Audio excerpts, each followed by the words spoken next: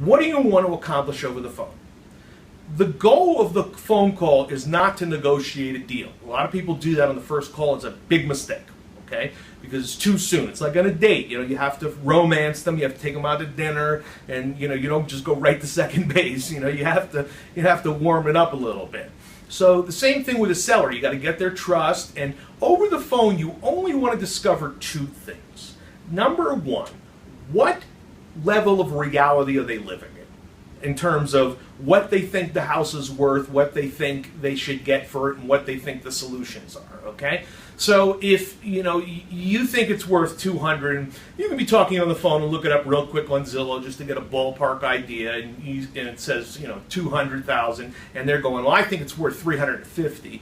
You have to sort of probe a little further of, why do you think it's worth $350, and how did you arrive at that, and, try to talk them down a little bit into reality. Not argue with them, but just try to talk them down to reality over the phone if they are unrealistic about the value of the house, okay? You might ask them, what are you asking for it, or what's your bottom line? Are you flexible on price or in terms? But you don't want to make an offer over the phone. Okay, you want to find out what version of reality they're living in. And the second thing you want to get to with the probing questions is, what is the root of the problem? It's not that they want to sell their house. That's the cover story. Meaning, what's causing the stress? Is it a divorce? Is it a job transfer? Is it an illness? Did someone die? Are kids living there rent-free? What is the real problem? And you're going to have to press a little bit more to get to that problem by asking a lot of questions, okay? So you're going to have to, again, use your script and have questions that flush out their motivation, so you know what you're really trying to solve, because you're in the problem-solving business. We're not in the real estate business with this. We're in the problem-solving business. They have a problem. The house is not the problem. The problem is something else. If we can solve the house problem, it could solve their other problem. They're happy, you're happy, you make money, they go on their way. And that's the way the game works. Okay? So the purpose of the call is to get those two things and then decide whether or not it's worth having an appointment.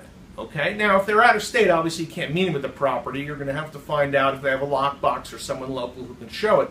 But if they are local, you want to meet them at the house. Now, when you meet with them, you're going to bring an agreement with you. Okay? And by the way, that's the last question I ask at the end of the phone call. When I make an appointment and say, okay, Wednesday, 7 p.m., oh, Mr. Seller, by the way, should I bring an agreement with me?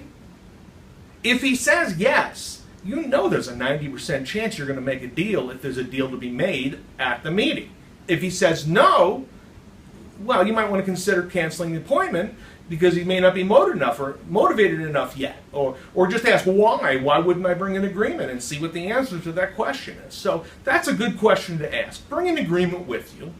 Know all the parameters. Do all the research. Know what all the comps are before you go. But when you go, act like you're uninformed. The Columbo thing. When you show up at their house, you're going to sit down with them. You're going to go through the house. You're going to have a conversation, and ultimately you're going to sit down at the kitchen table like most people do.